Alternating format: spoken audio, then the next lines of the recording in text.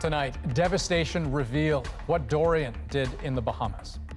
If they could just make drops in little areas, at least water. We get special access for a ground level look. They said get your hands in the air. Also, an Alberta family's terrifying encounter with a SWAT team in their own home. Vaping claims another life. There was clearly a problem. As officials issue a new warning. And Bianca Andreescu gets set. It's not over yet. Her rapid rise from obscurity to teenage role model. This is The National. As relentless as Hurricane Dorian has been this week, no place has suffered quite like the Bahamas. Dozens are dead, at least. Hundreds are missing, and people are getting desperate.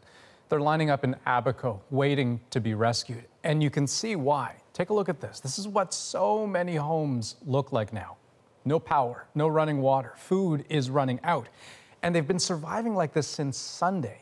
We've shown you the devastation from the air. But today, our Stephen D'Souza got an up-close look on the ground. Officials hope aid efforts can ramp up now that a new heliport has just been opened. That's where we hitched a ride. The 160 kilometers of pristine blue sea separating Nassau from the devastation is just one of the immense challenges for relief efforts. A pilot has flown over disasters before, but nothing like this. We're heading to Marsh Harbor on the hard-hit Great Abaco Island. It was a sailor's paradise. We land on a road where a ferry service used to operate. The docks, though, are gone, the building in ruins. Gerard Green used to work here. So I had a lot of stuff. It's just me one, so I'm surviving right now by what I have. Has there been aid reaching you here? I ain't seeing any yet, none at all. So I'm still in the dark, like I say, and I'm still waiting to see what's going to happen. Francesca Newbold was hosting 2 Canadians when the storm hit. She managed to get them out, but she stayed, protecting what little she has left. How would you describe this entire experience? Unbelievable. I've been through hurricanes, but nothing like this ever in my life. Do you think the island can rebuild from this? Well, they're talking about it. And Abaconians are pretty strong. Some are leaving and saying they're not coming back. She says some injured have been airlifted out, but there's been little else in terms of aid or assistance. I think if they could just make drops in little areas, at least water, drop in little areas, and dry food, edible things, because we haven't seen anything. With that, we have to go. This is our ride. We have to get back going because we're running out of fuel. We have just one more stop, the just reopened Marsh Harbor Airport, a lifeline for those looking to get out. We pick up Marianise Moreau and 2 of her children. They board with all they have left. As we head back, she looks out over her home, not knowing if they'll ever return. Back in Nassau in safety, they're joined by her eldest son, who came in on another helicopter. How did it feel when you knew that you were going to get on a helicopter to get out of there, to go here? I was excited. My mom was excited. All of us were excited. But not all of them came. Their dad stayed behind, hoping to salvage what little they have left as they take the first uncertain steps towards their own recovery. Wow, and Stephen D'Souza joins us now from Nassau in the Bahamas. So just to pick up where you left off, Steve, the dad in that family stayed behind. How will the family know he's okay? I mean, do they have a way of staying in touch? Well, luckily today, cell phone coverage came back up on the island, so their family and so many others will be able to stay in touch. But communication is just one of the many challenges. The key challenges are still getting aid in, getting people out. Here's what we know about that. The World Food Program is coming in, the UN, with tons of aid and food tomorrow as well. Bahamas Air is ramping up flights coming out of the disaster area. But people here are really concerned that, like so many other disasters, people are going to forget what happened here, that people are going to get numb to the images, and they want people to understand that they're in it for the long haul as they deal with the enormity of what happened to them and the road ahead. And we'll certainly keep watching and reporting. Stephen D'Souza in Nassau, thanks so much. Now, Dorian is still on its destructive path northward, making landfall this morning in North Carolina. It hit the state's barrier islands as a Category 1, with winds holding it up to 145 kilometers an hour. The rain is vicious, and those surging seas are drowning homes and streets. The low-lying island of Ocracoke was among the hardest hit. People who defied mandatory evacuation orders, choosing to ride out the storm, they would have seen with their own eyes those floodwaters rising several feet in just minutes. There are reports of people needing to be rescued from their attics, but fortunately, so far, no reports of anyone being hurt.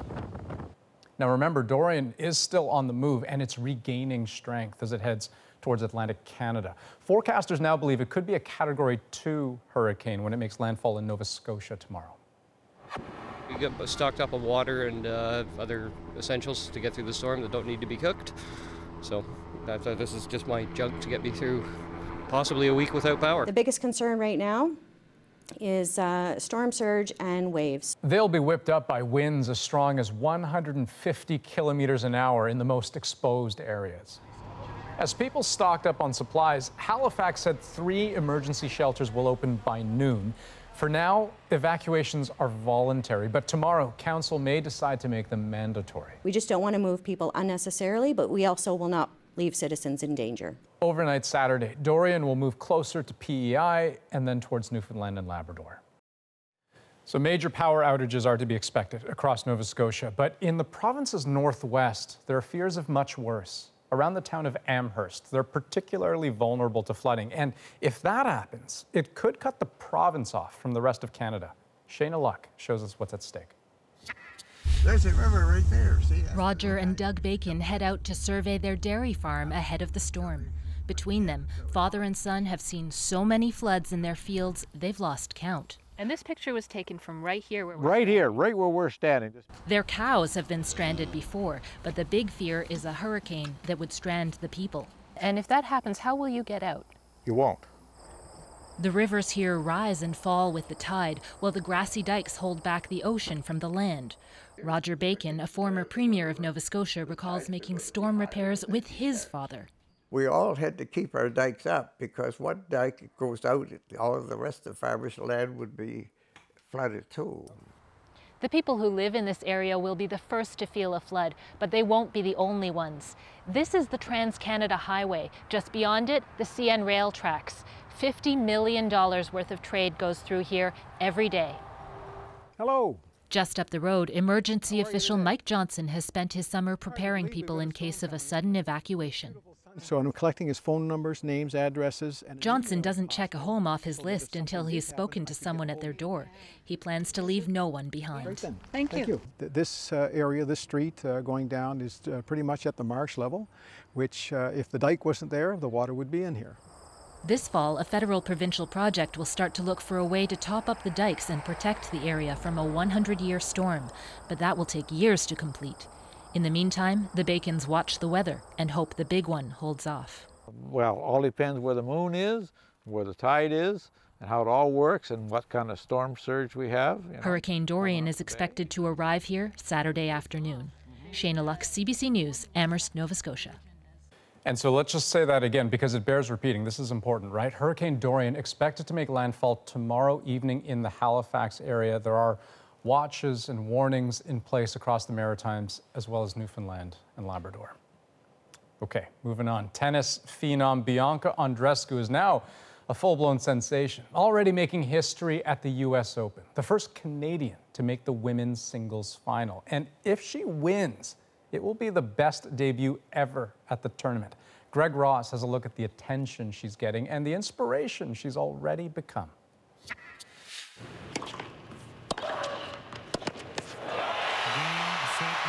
One day later, and the magnitude of her accomplishments are just starting to sink in. I think I heard you say wow about 500 times yesterday. I mean, has it sunk in yet? A little bit. It's nice to have that day in between because I can actually go to sleep, actually knowing that I'm in the finals. Like most 19-year-olds, Andreescu is very active on social media, and the fact that she's now trending has not been lost on her. She's even gotten some shout-outs from other prominent athletes like Canadian Steve Nash and tennis legend Billie Jean King. It's really nice to have all that support because I think it gives me even more motivation to do better. Andreescu is also inspiring the next generation of young Canadian tennis players. Everyone's just so excited and we all want Bianca to win. Melody Collard is in Flushing Meadows, competing for Canada in the U.S. Open Junior Championship. She's doing awesome, and it's really good for me to see what she's doing on the big court while I'm just beside trying to do my best in the junior level. They're looking up to you as somebody they want to be. That's really nice to hear. It's been my goal for a really long time to be able to be an inspiration for many. Andreescu's popularity will only grow if she can win tomorrow, but she will have her work cut out for her as she faces 23-time Grand Slam champion Serena Williams in a rematch of last month's Rogers Cup final. I got a sense of how she plays a little bit in Toronto. I mean, it was very short-lived, 4 games, but I know how I'm going to feel before the match and even during. Tomorrow's final will not only be a physical test for Andreescu, it will also be a mental one. We're expecting a very pro-Serena Williams crowd here at Arthur Ashe Stadium, and as we've seen in the past at the U.S. Open, the fans can be very loud and rowdy. Greg Ross, CBC News, Flushing Meadows, New York. And that mental game Greg talked about will be critical for Andreescu, and some of Canada's top female athletes are watching how she handles herself.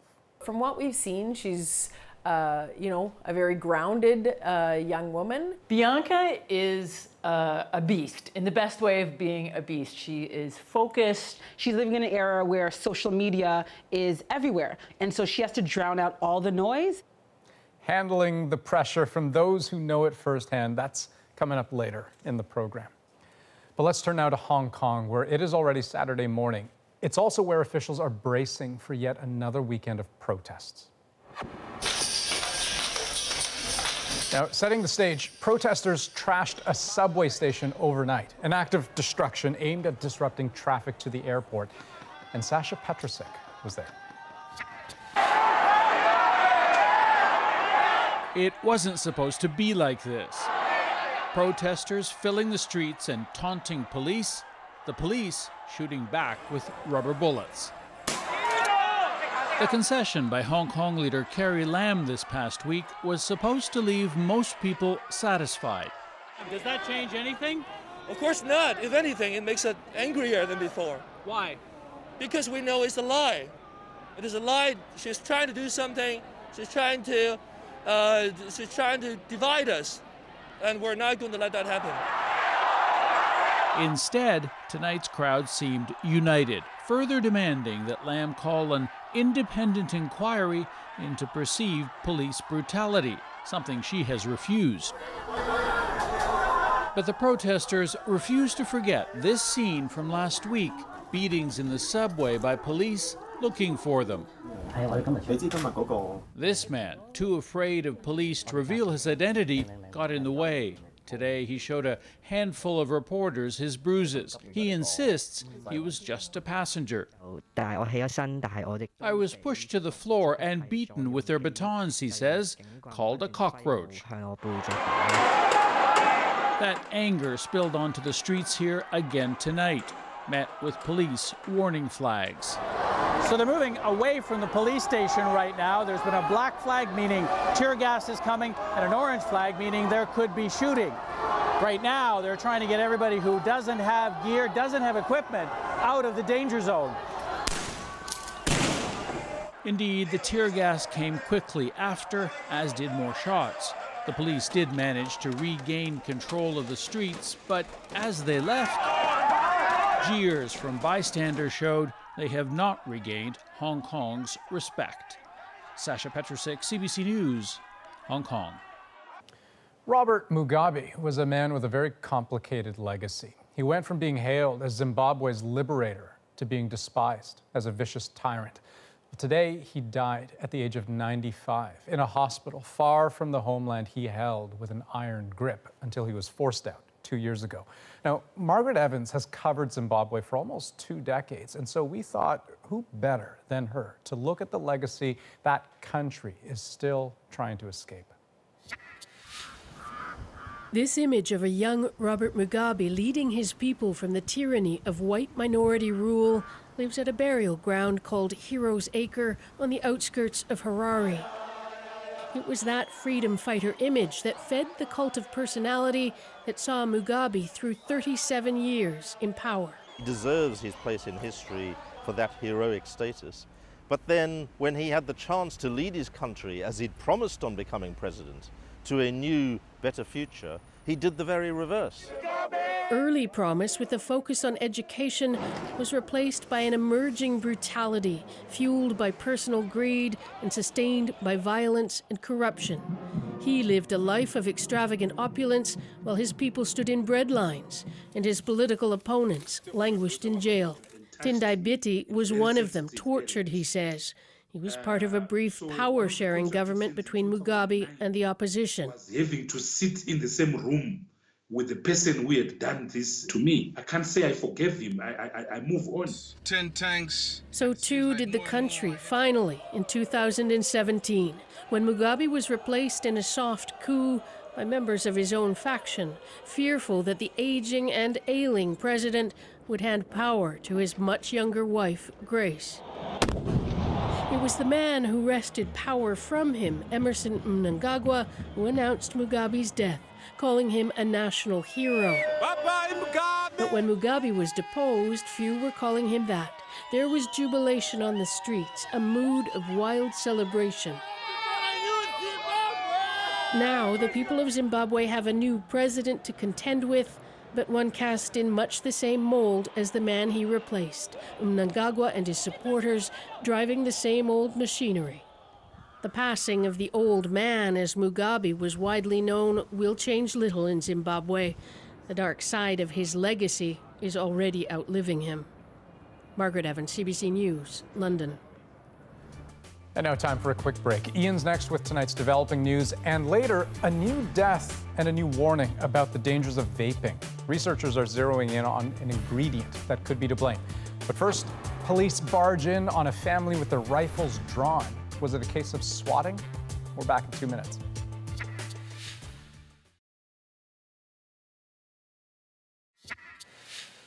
Okay, let's get you to Ian in our national newsroom in Vancouver. He's watching developing stories.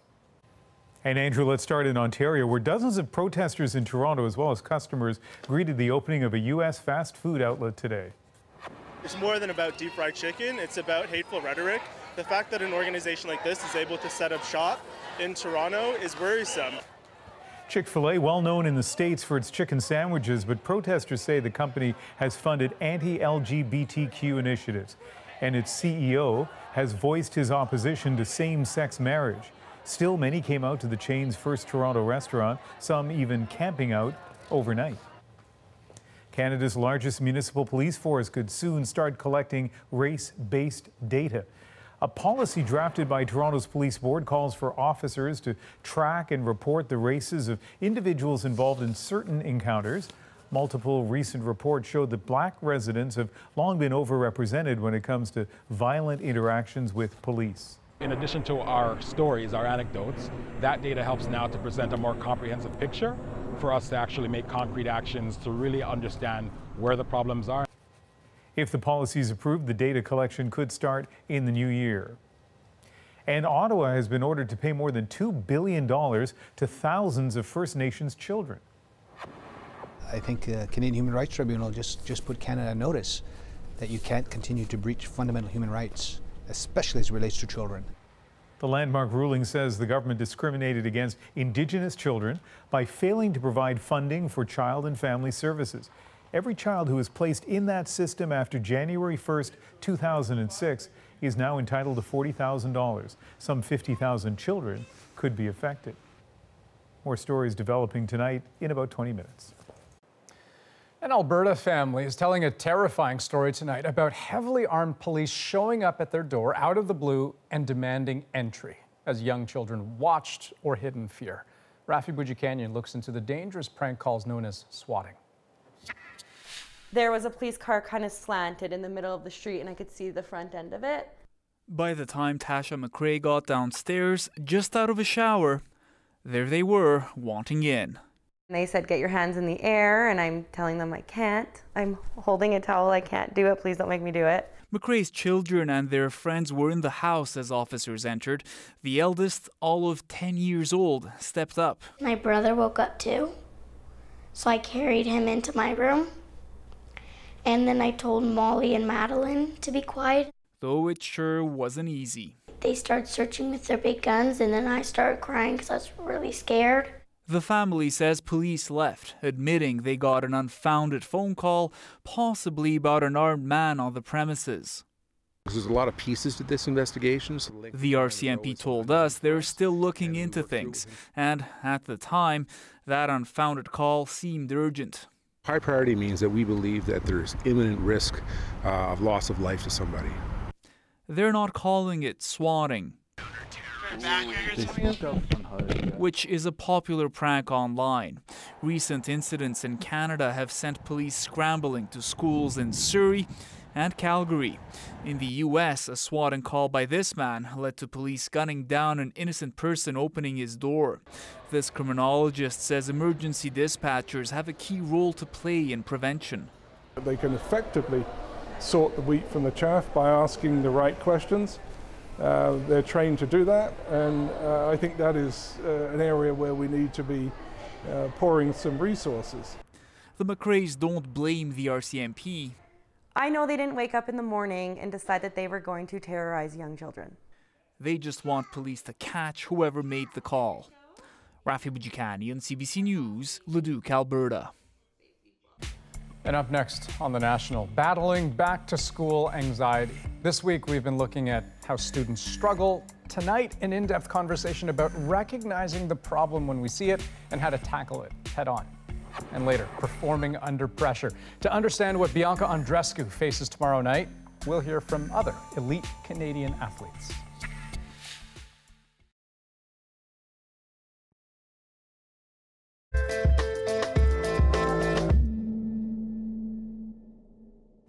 Welcome back. This week, we let you into the life of a new high schooler. Her name's Maria, and one of the many things she was stressed out about, her grades. I do other activities during the school year, and I do go to competitions, dance competitions, and I do struggle a lot with time. We also met another student, Tina Chan, and a professor, Aaron Barker, who both know all too well how much of a struggle school can be, but at the university level.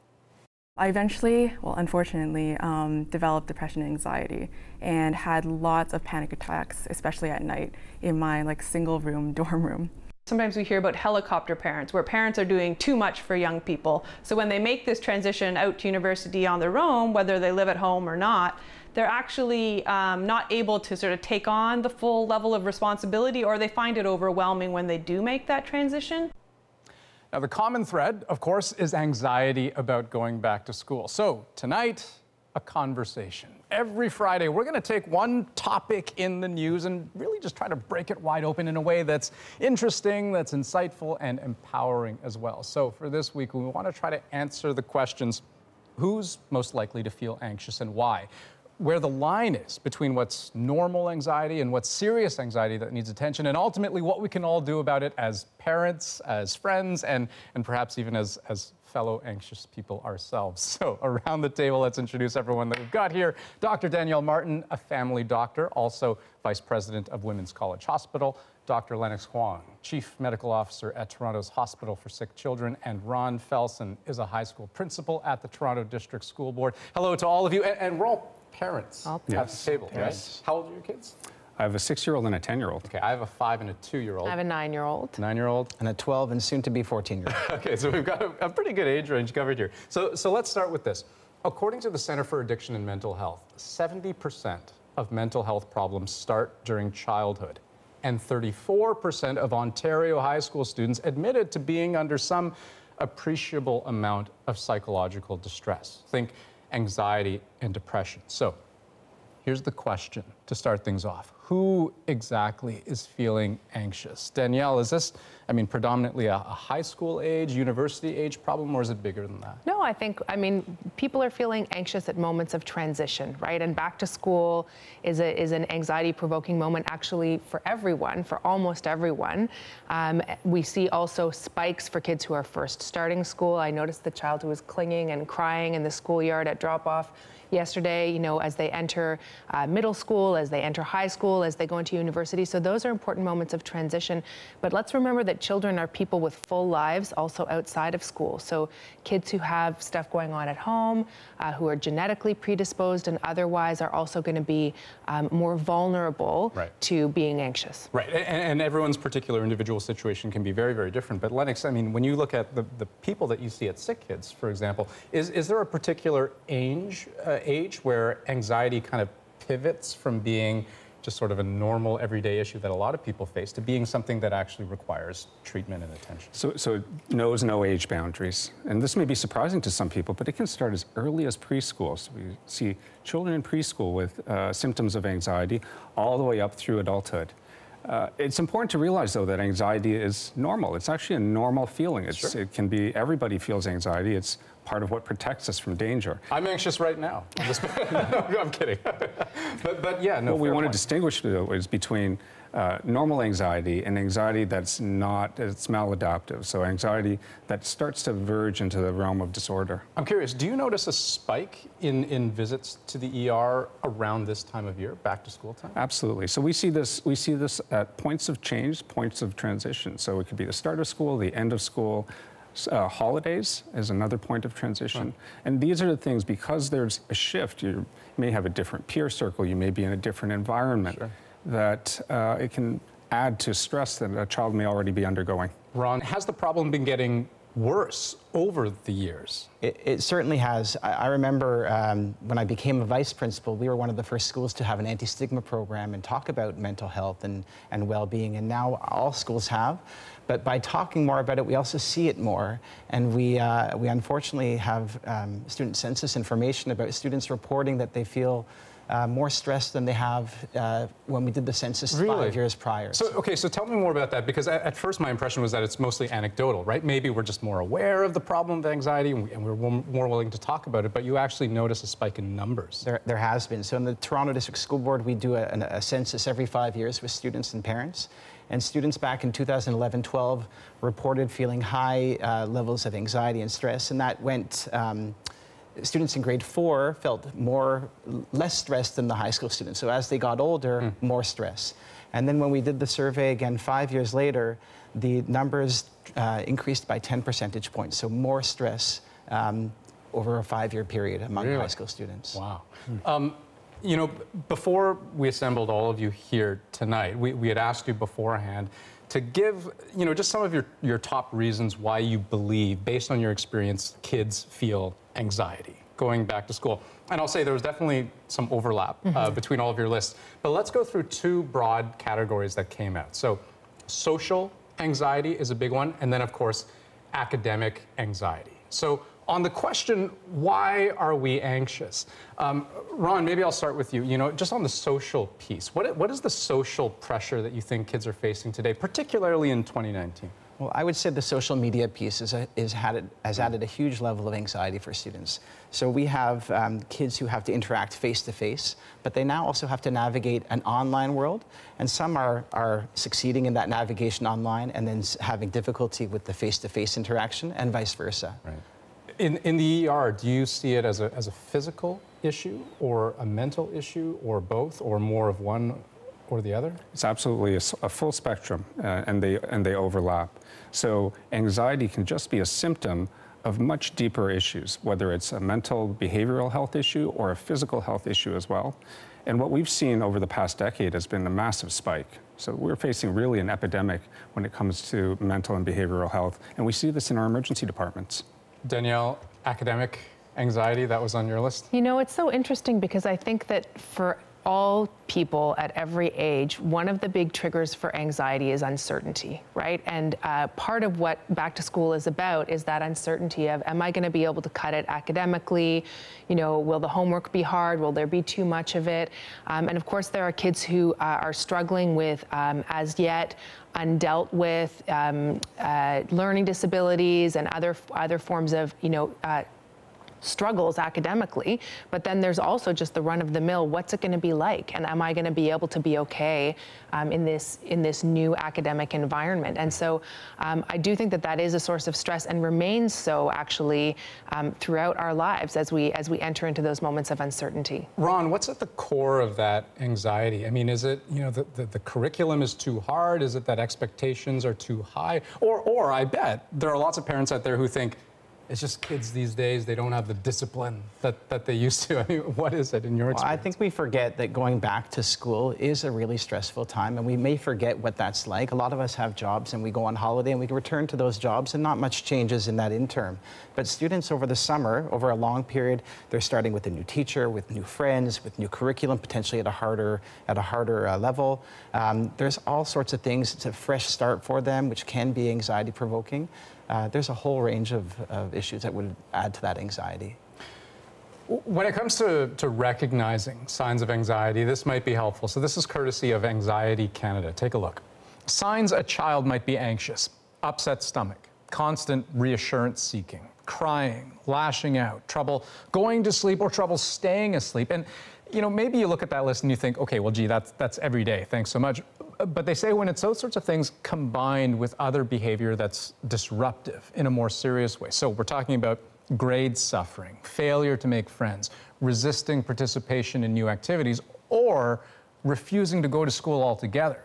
That's when they say the anxiety is no longer normal, and it's a problem that perhaps requires attention and maybe even treatment.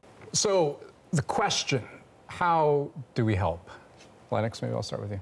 Well, I think there's three really important things. The first is that kids love structure. Day and night, something predictable and very structured to their routine. The second is engaging in conversation, building that connection with your child as parents. And this could look different depending on the age of the child. If you're young, it might be bedtime stories where you start a conversation. If you're old, it might be more of just being present. The third, and this is really important, is having children engage in extracurricular activities. We know that team-based sports, for instance, and music, and other extracurricular activities and clubs are really important in building the ability for children to form peer connections, a sense of belonging. Ron, I mean, it can, on the subject of dialogue, I mean, easy to talk about and say, hey, we should talk more. Hard to do sometimes. Well, yeah, I agree. I agree with what Lennox is saying. For us, it's really important that they also have a caring adult in the school. That they have at least one adult that they can go to, that they can talk to, that they feel comfortable sharing their concerns and their stress with. And getting involved in the extracurriculars. If any of my former students are watching, they'll laugh because I've always said, I want you to get involved in at least one club, one team, one activity, and having that interaction provides a sense of belonging, makes you feel part of something bigger, and it really does create relationships that students feel that they're part of something and they want to go to school. Mm-hmm. Danielle, final word goes to you. Well, I think that it's important to remember that we cross the line from normal human emotion into mental illness when a person's function is impaired. And, you know, for those of us who are grown-ups, we know what functioning looks like. You're supposed to get out of bed and take a shower and get dressed and go do whatever your job is and, you know, pay the rent and whatnot. But if you're a kid, function means the ability to make it to that extracurricular activity and play basketball or, you know, interact with the other kids in your class. So this notion of what does impaired function look like, we can't apply grown-up standards to young people. We have to think about functioning. What's an appropriate level of function for a kid who's in grade 4 or grade 8 or grade 12, and that's how you know that you've gotten to the point where you need to actually seek help, and the first place to go is either to trust a person in your school or to see your primary care provider. That's the first step. Guys, we have to wrap it there. Thanks so much for the talk. Thank you. And we do have more health news ahead. An appeal to get people to stop vaping as the number of people getting sick in the United States goes up. We're back in 2 minutes.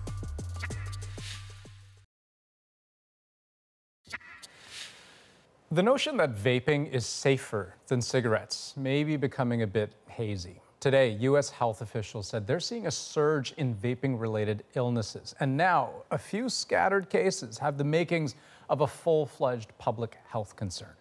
The U.S. Centers for Disease Control says since just last week, the number of people with severe lung disease linked to vaping has more than doubled to 450 possible cases. And the number of deaths has risen from 2 to 3, with a 4th under investigation. Now, we should point out no single product or substance has been connected to all the cases. But as health reporter Christine Birak explains, researchers have identified at least one suspect. Adam Hergenradar is just 18 years old. My lungs are like a 70-year-old's. His family rushed him to hospital, vomiting and struggling to breathe. And a routine chest x-ray showed this severe change in his lung, and he was needing a lot of extra oxygen. So there was clearly a problem with his lungs. He admits he's been vaping nicotine and THC derived from cannabis for over a year. I was devastated because I didn't think that little pod could do so much damage on my body. In what could be a small piece of this much larger vaping illness mystery, doctors suspect some of these patients could have lipoid pneumonia, possibly linked to vitamin E oil that's reportedly being found in some cannabis vape products. When the oil is heated, it forms an aerosol and is able to travel into the lung. From that very hot initial temperature, as it cools, it can condense into the larger droplets and then stick to the walls and then coat the walls. Essentially lining the lungs with a layer of fat, making it tough to breathe, even causing lung failure. With these new findings coming out, I'm more reluctant to even say that vaping is less harmful than smoking. No similar cases of severe lung illness have been reported in Canada, but doctors are on the lookout for symptoms and say those who vape should be too. And people haven't been warned about the potential harms of doing this. So until these products are well regulated, I think that we are in a dangerous situation. One that's already derailing the lives of otherwise healthy young people. He's living proof of what this does. The pictures of his lungs, living proof of what vaping does. Christine Birak, CBC News, Toronto. And do stay with us. Ian's back after the break with more developing stories. Plus, they're stumbling around, passed out in broad daylight. You're going to hear from a neighborhood dealing with drunk raccoons a little later.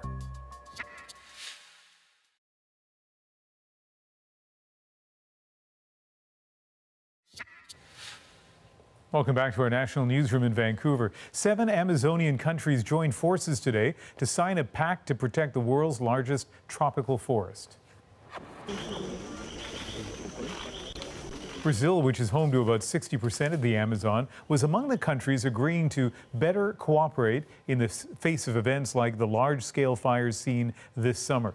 Under the deal, the 7 nations will also work to monitor deforestation and increase the role of indigenous communities in sustainable development. India suffered a setback in its attempt to become just the 4th country to land on the moon. The communications from the lander to ground station was lost. The disappointment coming in the final 2 kilometers of a months-long mission to the moon's south pole. India's Prime Minister had come to watch the landing, but ended up comforting dejected scientists. Data is now being analyzed to figure out what went wrong. And as tensions with Beijing continue, Ottawa is taking its canola case against China to the World Trade Organization. Canada has requested a formal meeting to resolve a Chinese ban on Canadian canola shipments. Beijing blocking all imports of canola seed in March on the grounds they contained pests. But it was widely viewed as retaliation for the RCMP's arrest of Huawei executive Meng Wanzhou. Ottawa says it's seeking a bilateral consultation because the 2 sides have been unable to resolve the issue. Tomorrow, Bianca Andreescu goes for the U.S. Open title, but to do it, she has to beat a tennis legend. We'll look at what it's like to play under that much pressure. Next.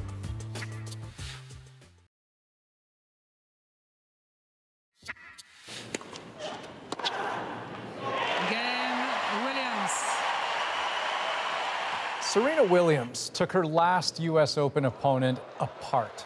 Not a perfect performance by her own admission, but when it counted, it was precise and devastating.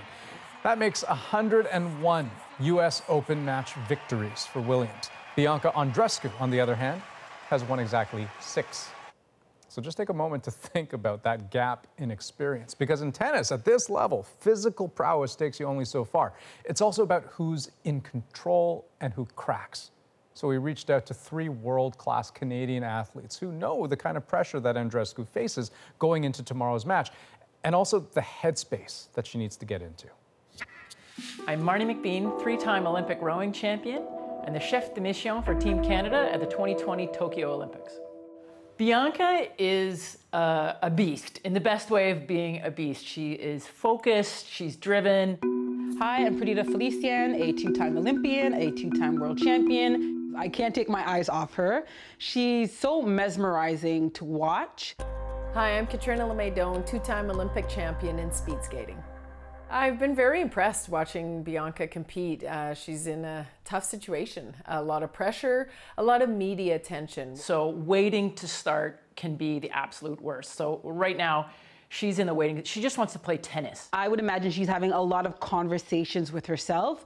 She's probably saying, I belong here, I deserve to be here, because that's how she plays when I see her. Doesn't matter how much you've won, you deal with not wanting to disappoint yourself, not wanting to disappoint your family, not wanting to disappoint fans. So it's pressure either way. And she'll go through some motions today, getting her body sort of loose, keeping the blood flowing, right? Because that's her best way to recover. You know, with all that stuff that's storming around her, I imagine her mind is very calm and she's gonna show up there and she believes she has a shot. She's young. Hopefully she has a very long career, and you know, tough situation for sure because she's having so much attention. The more she thinks about the technical side of tennis and what makes her passionate about it, I think that's going to really defuse a lot of the stress. There's really not much to do than the little, fine things like small little cues with her coach, maybe trying to make sure you keep those nerves at bay. What you see on the outside isn't always what happens on the inside. I used to wear dark glasses. People used to think, oh, she's so confident. But it's because I wore the dark glasses so people couldn't see my eyes and the fear in them. I think the hardest thing for Bianca to manage between now and her finals is going to be physical recovery and letting her mind, her mental side, believe that whatever she gets is enough.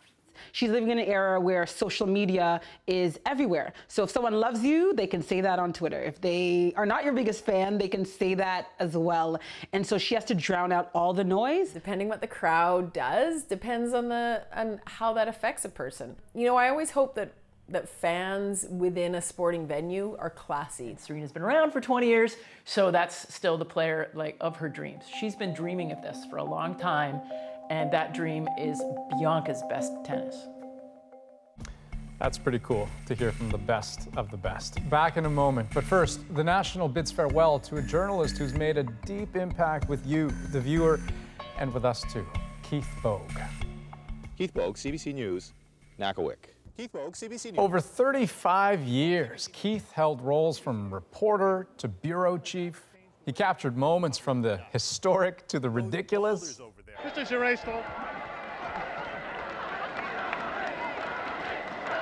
Well, these things happen, don't they? And deftly guided us through the twists and turns of politics, both in Canada and the United States. Is this report exoneration, damnation, or is it somewhere in between? A heartfelt congratulations on your retirement, Keith, but you will be sorely missed.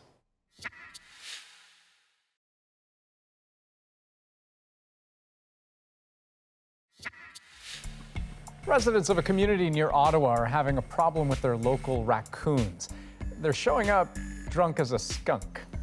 Now, keep in mind, raccoons, they're normally nocturnal, right? But these guys, they're staggering and stumbling around at all hours. Probably best to let a few of the locals describe what they're seeing, and that's tonight's moment. So there was a drunk raccoon under your deck? There was a drunk raccoon under our deck. It didn't even move when I came close to it. And then it would sort of like just kind of sit up, didn't move its back legs at all, and then flop over and literally look like it was going back to sleep. Hey. He said it was sort of stumbling along, just looking completely off, as sort of somebody who may have had a few extra libations would be walking along as. He couldn't really move. He was dragging his legs. He was wobbling, having a hard time standing up. you could tell something was wrong with him for sure. I had made a post on a community Facebook page just to alert the others in our community because they care a lot about the wildlife that surrounds the area. We got a lot of funny responses, you know, saying maybe I should bring it some Advil and a cheeseburger. So, Andrew, technically, I guess we ought to point out that unlike stories that you or I actually do, we're kind of one step removed from this, so we don't 100% know for sure what is causing this state of mind, this physical situation for the raccoons. Could be rotting, fermenting fruit, making them drunk. I mean, could be something more dire. We don't know. Yeah, no, so that's a fair point. I mean, the rotting, fermenting fruit is something that, you know, we have seen in other places before. It's certainly not super rare. And if that is the case, I mean, I suppose the upshot would be it has everything to do with the time of year, right? So maybe the upshot is that there isn't some deeper, more chronic problem here. It's just going to happen, and then hopefully it'll stop happening. But who knows? That's the National for this September 6th. Good night. Good night.